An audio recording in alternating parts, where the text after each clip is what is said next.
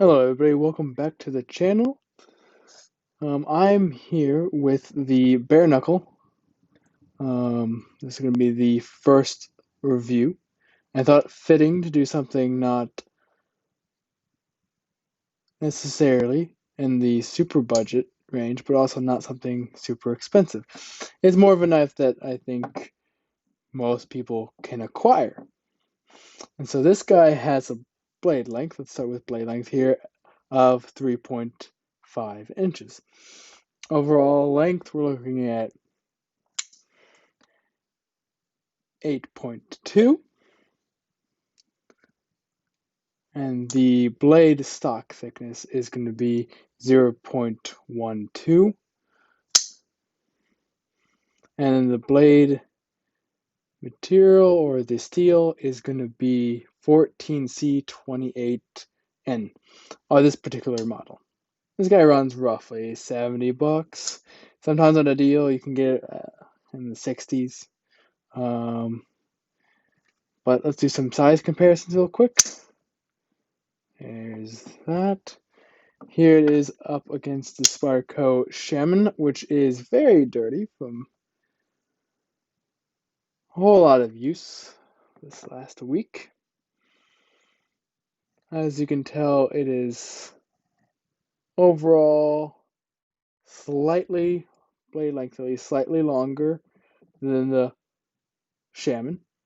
But obviously you can tell the cutting edge is way different. You're gonna get roughly still 3 inches, 3.5 inches of cutting edge on your Bareknuckle, where you're losing about a half an inch with the Shaman and its choil.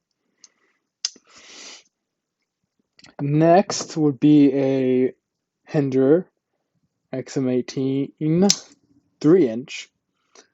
Now, this is going to be above beyond the price. So this is going to be around the 400 or 350 range. This particular one is going to be more the 450 range. It is on the tri-way pivot.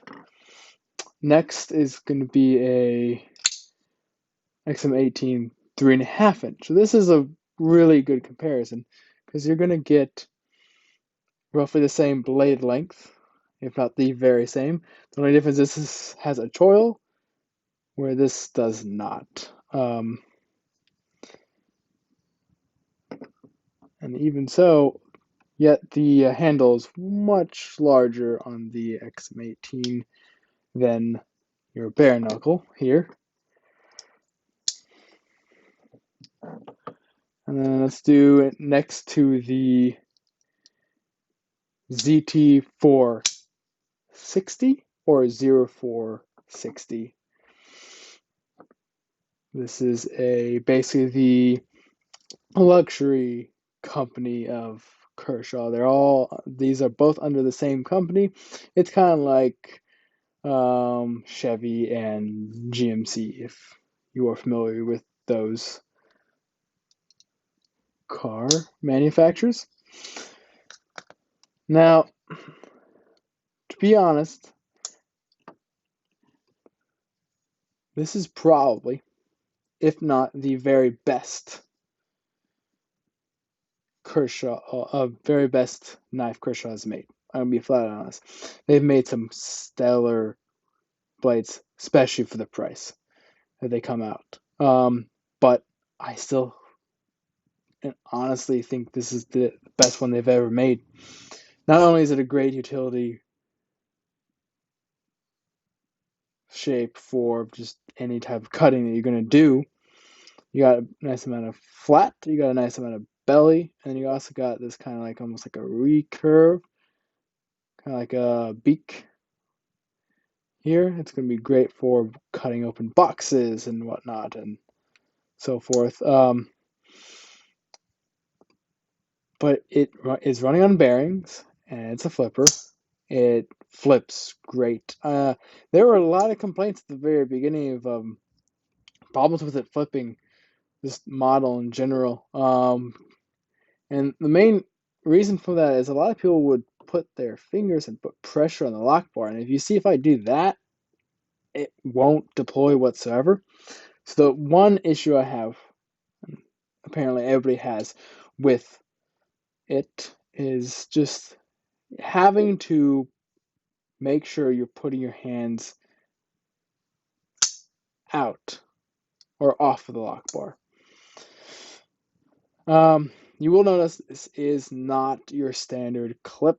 The normal clip actually is going to be slightly different. It is a similar style clip, but it's going to be silver. It's still going to be deep carry, but this one was a custom made clip that I got. I wanted to add a little bit of color. So that's one thing that I have to say is a very pro thing about this is that you can get accessories like different pocket clips, custom pocket clips that you want, and it is also left-handed carry option. You don't have to have it just on your right side. That is a benefit of this too. And little things that I have not seen a lot of people talk about is just the lines are great, but not just the lines of the knife, lines of the handle. It is very ergonomic. It fits at least my hand well, and there's still a little bit at the base, so I can, if I want to, technically I could choke down. Now I don't know if this is a knife you would want to do that with. To be honest, I have not done that. But it has plenty of handle room. It fits nicely in the hand. But one thing that I've noticed people don't really talk about is how everything kind of lines up. If you notice right here, this lines up great where it's just flat. Same with here is the lock bar sweeps up in the same motion with the same thing. So, and same thing with even the flipper tab. It lines up here very nicely.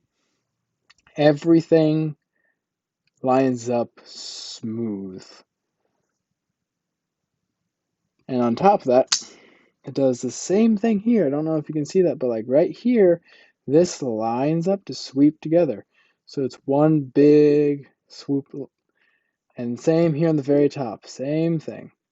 So Kershaw got this design from the 777 or the Matrix. And there's a whole story behind that, but we're not going to go into that. There's a lot to that. On top of that, I have like a way of testing knives to see if they work for me or if they're going to have a fit in my carry.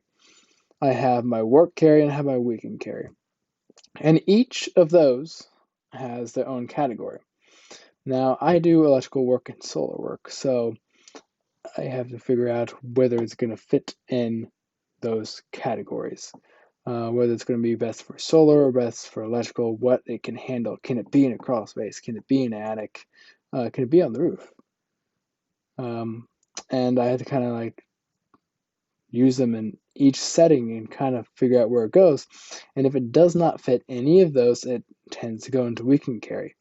And if it doesn't get picked up or used on the weekends, there's a very good chance I won't keep it.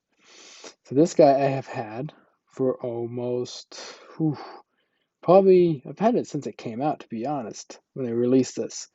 Maybe like a month or two after they released it, I was able to snag one of these, and it was very hard to do because they were very popular and running out of stock everywhere.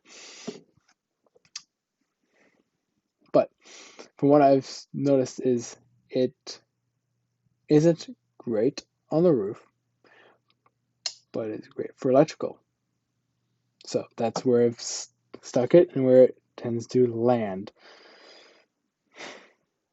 I was still going to say this is the best budget knife under $100. All right, everybody, that's my quick review. I'll see you next time.